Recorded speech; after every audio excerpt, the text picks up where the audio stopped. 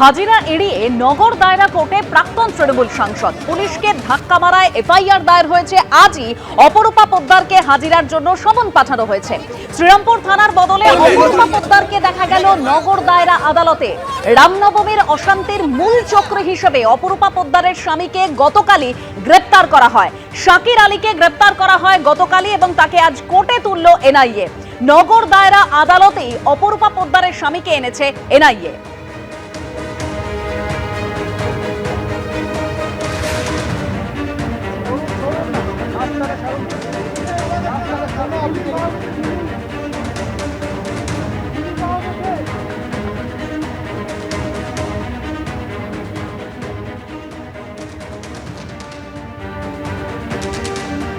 হাজিরা এড়িয়ে আজ নগর দায়রা কোর্টে প্রাক্তন তৃণমূল সাংসদ। পুলিশকে ধাক্কা মারায় এফআইআর দায়ের করা হয়। আজই অপরূপা পোদ্দারকে হাজিরার জন্য সমন পাঠানো হয়।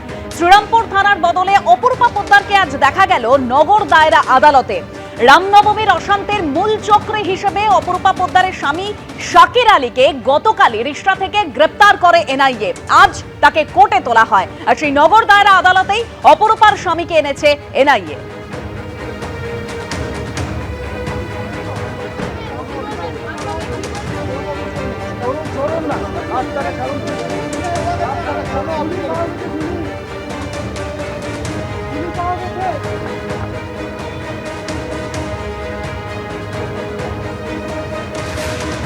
আজ শ্রীরামপুর থানায় হাজিরা দেওয়ার জন্য অপরূপা পোদ্দারকে গতকালই নির্দেশ দেওয়া হয়েছিল, কিন্তু হাজিরা এড়িয়ে তিনি আজকে পৌঁছে যান একেবারে নগর দায়রা আদালতে।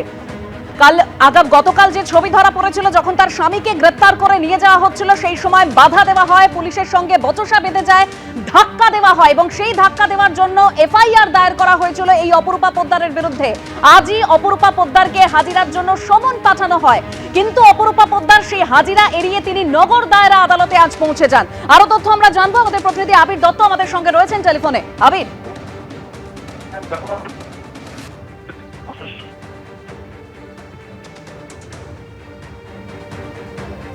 না, আবিরের সঙ্গে আমাদের যোগাযোগ বিচ্ছিন্ন হয়েছে, আমরা আবারও যোগাযোগ করব। তবে শ্রীরামপুর থানার বদলে যে খবরের দিকে আমরা নজর রেখেছি, অপরূপা পোদ্দারকে আজ দেখা গেল নগর দায়রা আদালতে। আগামীকাল যখন পুলিশ সেখানে পৌঁছয় একেবারে এই গ্রেপ্তার করার জন্য শাকির আলীকে, সেই সময় যে পরিস্থিতি তৈরি হয় দেখতে পাচ্ছেন সেই সময়ের ছবি।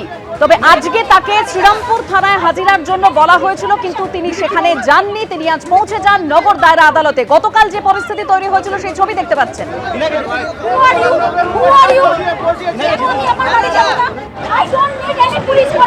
দিদি কি বলবেন? দিদি কি বলবেন? দিদি কি বলবেন?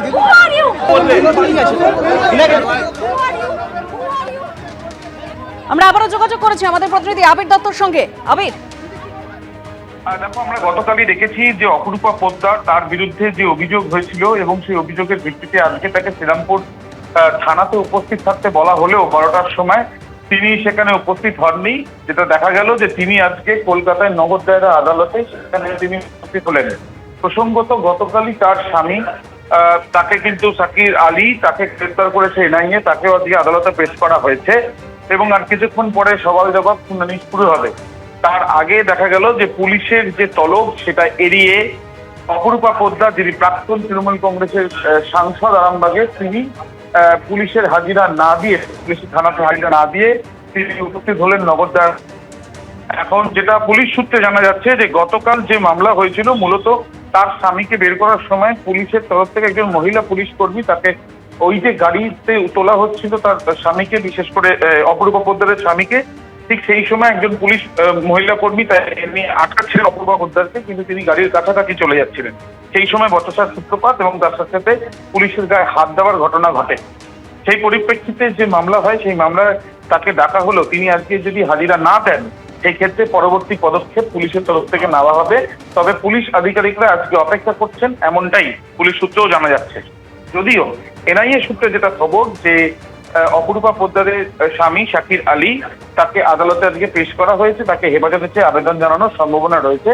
তার কারণ রামনবমীতে মিছিলে যে হামলার ঘটনা ঘটেছিল, সেই ঘটনার সঙ্গে ওতপ্রোতভাবে তার যোগ রয়েছে বলে অনুমান জাতীয় তদন্তকারী সংস্থার আধিকারিকদের। তারা ইতিমধ্যে নিয়ে এসছেন শাকির আলীকে।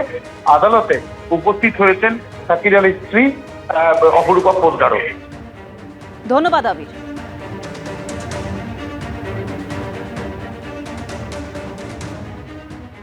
আসছি পরের খবরে। 2021-এ ইটভাটা লুঠের অভিযোগ, অনুব্রত মণ্ডলের আগাম জামিনের আবেদন খারিজ হয়ে গেল। 2021-এ শান্তিনিকেতন থানা এলাকায় ইটভাটা ভাঙচুরের অভিযোগ রয়েছে তার বিরুদ্ধে। অনুব্রত মণ্ডলের নির্দেশে 30 লক্ষ টাকার ইট লুঠের অভিযোগ। কঙ্কালীতলা পঞ্চায়েতের উপপ্রধান মামুন শেখ ও তার সাগরেদদের বিরুদ্ধে ইট লুঠের অভিযোগ। 2021-এ শান্তিনিকেতন থানায় অভিযোগ দায়ের হলেও ব্যবস্থা নেওয়া হয়নি বলে অভিযোগ। চলতি মাসে ফের শান্তিনিকেতন থানায় অভিযোগ দায়ের ইটভাটার মালিকের, আর তারই প্রেক্ষিতে সিউড়ি জেলা আদালতে আগাম জামিনের আবেদন করেন অনুব্রত মণ্ডল। অনুব্রত মণ্ডলের জামিনের আবেদন খারিজ করে দেয় আদালত। আমরা কিছু এমএলএকে নেব না বলে সিদ্ধান্ত নিয়েছি। যদি আমরা কিছু এমএলএ যা তৃণমূলের 80 জনের মধ্যে আমরা যদি সিদ্ধান্ত নিতাম সকলে যারা আসবে তাদের স্বাগতম, তাহলে আজকে আমাদের সংখ্যাটা 77-এর উপর হয়ে যেত। কিন্তু আমরা সিদ্ধান্ত নিয়েছি কিছু কিছু বিধায়ক যাদের অতীত রেকর্ড মানুষের কাছে গ্রহণযোগ্যতা অনেক খারাপ, আমাদের দরজায় টকটক করেছে, দরজায় সুযোগ দিইনি। এদিন বলবেন স্পিকারকে ফ্লোরে আমরা প্রমাণ করে দেব।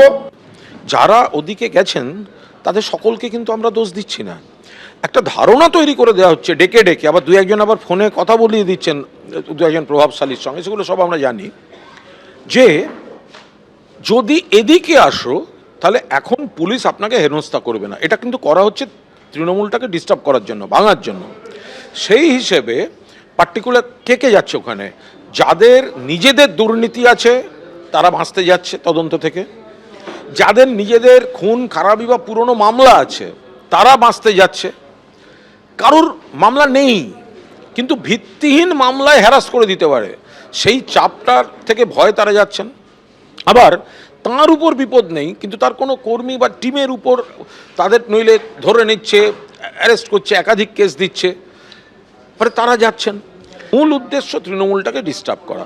ফলে যারা মনে প্রাণে ওই কালচারটার সঙ্গে মেলাতে পারছেন না তাদের একটু অসুবিধা হচ্ছে। ফলে তারা নিশ্চিতভাবে তাদের কৃতজ্ঞতাবোধ, মমতাদির প্রতি ভালোবাসা, এই যে গোটা জিনিসটা, সেটা অসুবিধা হচ্ছে। ফলে সব ব্যাপারে তারা একমত হতে পারছেন না। সেই কারণেই কখনো দেখা যাচ্ছে ওদের সঙ্গে যাচ্ছেন, কখনো দেখা যাচ্ছেন ওদের সঙ্গে যাচ্ছেন না, কখনো দেখা যাচ্ছেন আমাদের সঙ্গে আমরা একসঙ্গে মিলে ভোট দিচ্ছি, এই ব্যাপারটা চলে আসছে। এই যে যারা আঙুর ফল টক, এই আঙুর ফল টকের ধ্বজাধারীরা, তারা কোথায় কি বলছেন, কোথায় বার্তা পাঠাচ্ছেন, কোথায় ফিলার পাঠাচ্ছেন, কোথায় গিয়ে সো কল্ড নেতা নেত্রীর 180 ডিগ্রি উল্টো দিকে কি অবস্থান নিচ্ছেন, এটা কলকাতার বিভিন্ন প্রান্তে হচ্ছে ছড়িয়ে পড়েছে।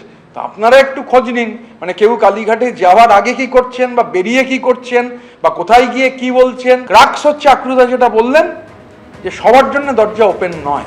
এবিপি আনন্দ, এগিয়ে থাকে, এগিয়ে রাখে।